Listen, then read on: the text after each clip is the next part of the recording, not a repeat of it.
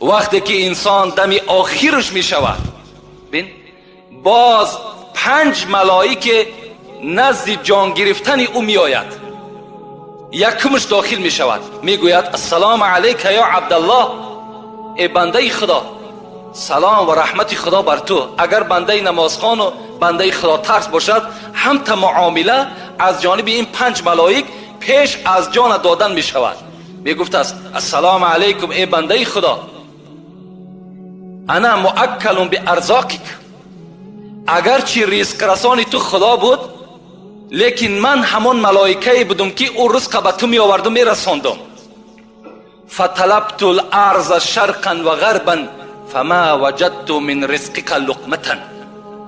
امروز من تمام روی زمین دور زدم، لیکن از رزق تو ای بنده خدا یک لقمه دیگر نیافتم. رزق تو تمام شد.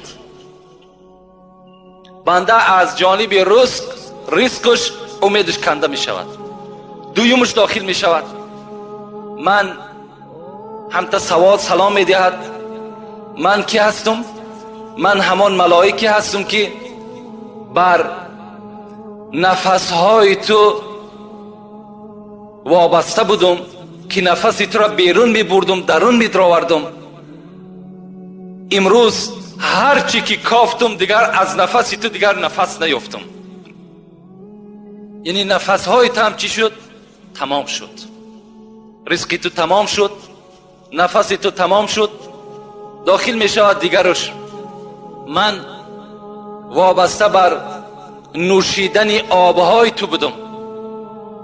امروز بالای زمین دور زدم، برای نوشیدن تو یک قطره آب نیافتم. امیدت ای بنده خدا از نوشیدنم کنده شود. از نوشیدنم بنده در او حالت چی می شود؟ امیدش کنده می شود.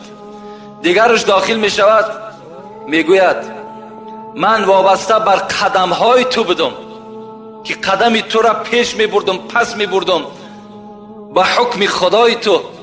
امروز بالای زمین دور زدم، لیکن در هیچ جا دیگر تو قدم زدن نمی توانی. قدم تو هم کنده شد. پنجمش می گوید من وابسته بر اجل تو بودم، وابسته بر روزهای تو بودم. امروز هرچی که سراغ کردیم بالای زمین دیگر از حیات تو هیچ روزی نیافتم. بنده از این شنیدن اینها البته آگاه می شود که من دیگر در این دنیا قرار من، حیات من تمام شد.